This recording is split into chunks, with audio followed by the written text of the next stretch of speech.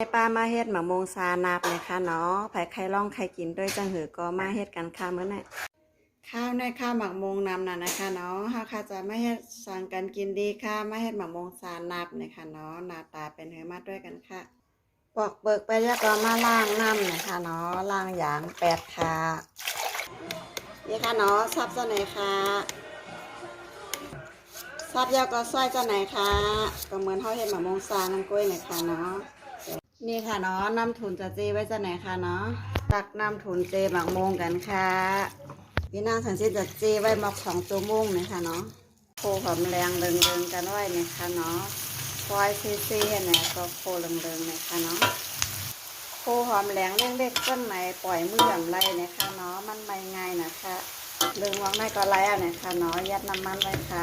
แม่ก็มาตั้งน้ำเดือดจะไหนคะพอเดือดแล้วก็ปิดไฟเนี่ยค่ะเนาะเอาหมักมูที่ข้าวคาเจน้ำขุนมาเจในน้ำไม้จะไหนคะ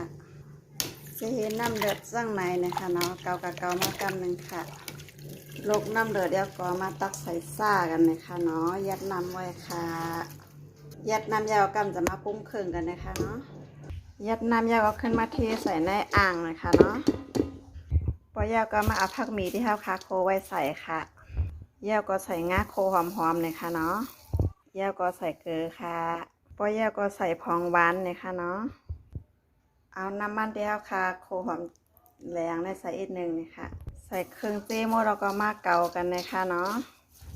เกามันเข้ากันจ้าในนะคะ